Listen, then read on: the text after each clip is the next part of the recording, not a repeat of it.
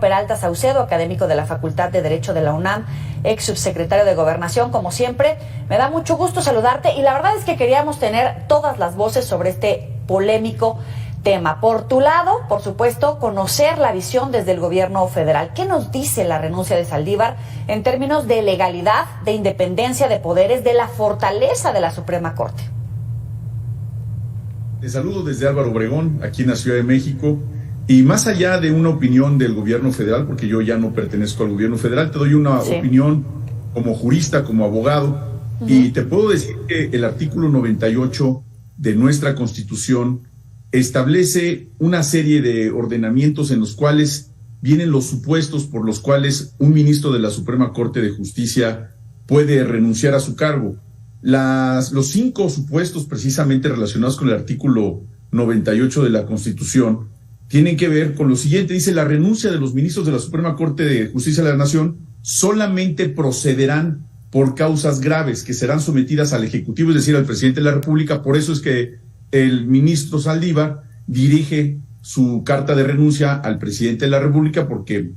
así lo establece la Constitución, y eventualmente tiene que ser esta ratificada por el Senado de la República. Sobre causas graves, pues tiene una condición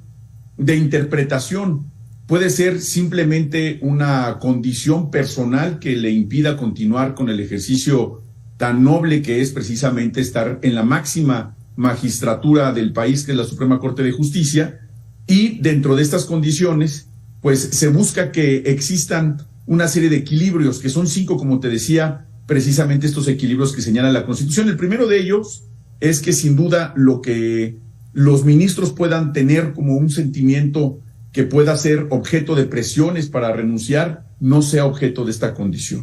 Esto puede minar la independencia de los jueces, en este caso de los ministros de la Suprema Corte, y en virtud de eso mismo, por eso se tiene que llamar a otro poder también para que participe en la ratificación de esa renuncia. También, si no estuviera esta condición constitucional, se pensaría que se quiere desestabilizar al Poder Judicial, condición que no ocurre en este momento con el ministro Saldívar y su libre decisión y definición de dejar la Corte. Sin duda, en caso de que no existiera esta condición, podríamos hablar de una dificultad para mantener la imparcialidad de la Corte, que es otro de los principios por los cuales se asume el artículo 98 constitucional. Y sin duda también la percepción de falta de transparencia y de confianza, es decir, que en todos los casos las renuncias que ya han ocurrido en la historia de la Corte durante muchas décadas tengan esa percepción ante la ciudadanía y ante el propio Poder Judicial de que existe una transparencia en la definición, en la voluntad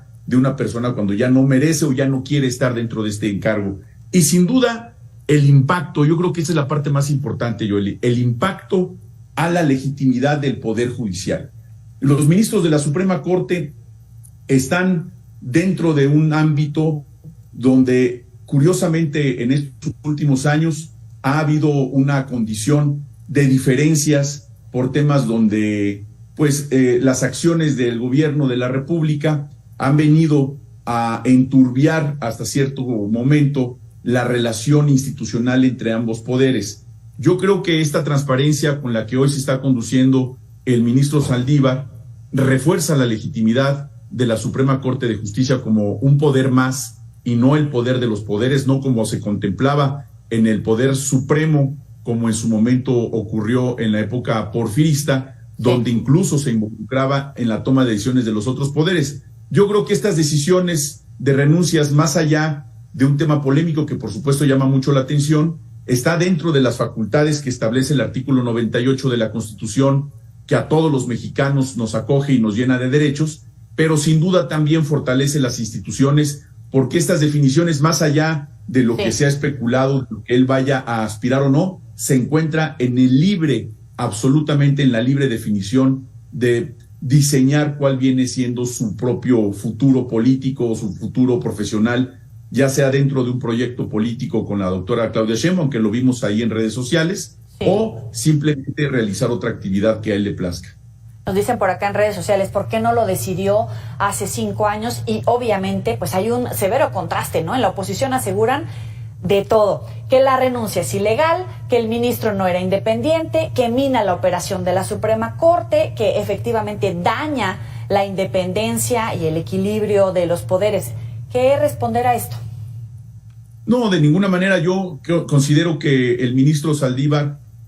se ha destacado precisamente por tener una actividad de mucha comunicación y de mucha entrega con la ciudadanía. Yo creo que de todos los ministros de la Suprema Corte, él ha roto todos los esquemas, ha participado como nunca antes lo ha hecho ningún ministro de la Suprema Corte en las redes sociales, con enorme cercanía con la juventud. Yo creo que ha mostrado su parte humana durante su gestión como ministro de la Suprema Corte, y yo creo que eso lo tendrían que hacer todos los servidores públicos con independencia del poder en el que se encuentren. Y esta definición no solamente es legítima, es legal. Le corresponde ejercer este derecho que señala el artículo 98 de la Constitución. Y obviamente la especulación, la polémica por ser un cargo de altísima importancia y de enorme responsabilidad para el Estado mexicano, pues va a traer una serie de notas que seguramente va a ser mañana la narrativa mediática de todo el país. Pero claro, yo considero que estamos en una condición totalmente distinta en la transformación de México, y que hoy por hoy ver que ministros de la Suprema Corte con toda congruencia toman sus decisiones para sumarse a un proyecto político, a un proyecto de transformación del país, es absolutamente viable. Le quedaba un año como ministro de la Suprema Corte, tomó la decisión de salir antes de la Corte, y seguramente tendrá un gran futuro su definición, porque se requieren valores como el que él ostenta, perfiles tan poderosos como el que él ostenta desde el punto de vista profesional, intelectual, cultural, y sobre todo, insisto, esa cercanía que ha tenido con la ciudadanía, que ningún otro ministro de la Suprema Corte, y lo digo con respeto para todos, ha tenido. Hoy por hoy, el ministro Saldívar, ahora ministro que se encontrará bajo la sujeción, en principio, de la aceptación del Poder Ejecutivo y posteriormente del Senado de la República, eventualmente ministro renunciando a ese cargo, en retiro, pues tendrá también todas las condiciones que la ley señala para los ministros que se retiran antes de esta condición, pero sin duda sumándose a un proyecto ganador para nuestra Ciudad de México y por supuesto para el país. Ya que pones sobre la mesa la transformación que viene, quedaba pendiente el plan C de la reforma al Poder Judicial, trasladar por supuesto la Guardia Nacional bajo el mando del Ejército, y hay quienes aseguran que lo que está buscando el presidente, que incluso señala, ¿no?, que le quita ese beneficio a la próxima presidenta de México, quien resulte ser, que lo que el presidente busca es otro incondicional precisamente para alcanzar esa transformación de fondo de la que tú hablas. Bueno, pues mira, yo creo que no solamente el ministro Saldívar, hay muchísimos actores que participan en los distintos poderes, que participan en la academia, que participan en el empresariado, que también han hecho una reflexión sobre los beneficios que han resultado para nuestro país esta cuarta transformación. El ministro Saldívar, aunque no lo ha dicho en todas sus letras, es evidente que la conducta que ha mostrado en los últimos años ha sido cercana y con cierta simpatía a la transformación que inició el presidente López Obrador. El plan C que te refieres no solamente tiene que ver con esto que señalas muy bien, que tiene que ver con la Guardia Nacional y otros temas relacionados con la reforma judicial, que es importantísima, que se tienen que discutir en el legislativo, pero el plan C tiene que ver primordialmente con tener la mayoría en el Congreso precisamente para llevar a cabo estas reformas muy necesarias, que refuercen también sin duda al Poder Judicial, no tenerle ningún temor a la transformación. La transformación es un cambio del orden político, social, económico, un cambio de todo este orden que tiene que ver con una modificación del marco jurídico, con una modificación en la forma de pensar, de hacer gobierno, y sin duda también impacta en el Poder Judicial. En nuestro país tenemos solamente 4 jueces por cada 100,000 habitantes. Si lo vemos en proporción con el resto del mundo, estamos en una condición de injusticia desde el punto de vista de alcanzar la atención de los jueces. Están saturados de trabajo los jueces de todo nuestro país, de todos los órdenes, tanto del orden local como del orden federal, y hay que entrarle a la discusión de cómo podría ser esta reforma judicial sin que se afecten bajo ninguna circunstancia la antigüedad ni las condiciones laborales tanto de jueces como de secretarios de acuerdo, como de todo el personal administrativo que trabaja alrededor del Poder Judicial, la Corte no es el Poder Judicial. La Corte es un grupo dentro del Poder Judicial del más alto nivel, sin duda, la última instancia del Poder Judicial, pero el Poder Judicial de nuestro país es enorme, es una enorme comunidad jurídica que requiere de toda atención, de todo respeto y, por supuesto, también tienen que participar en la discusión de cómo se debe de reformar el Poder Judicial en el futuro, si eventualmente así sucede. Yo considero que teniendo al ministro Saldívar en una condición de experto en la materia por haber sido ministro de la Suprema Corte cuando esto suceda,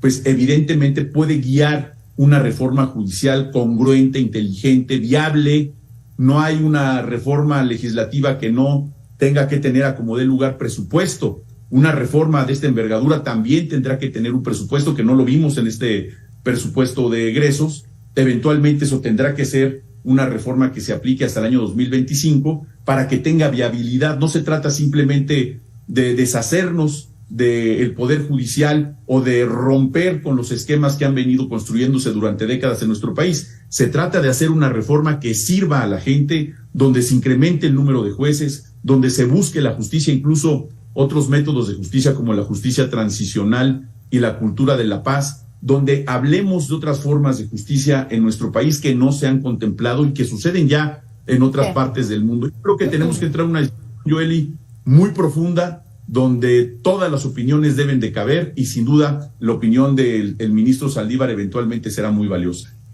¿Tú tienes idea de alguien que pueda sustituirlo?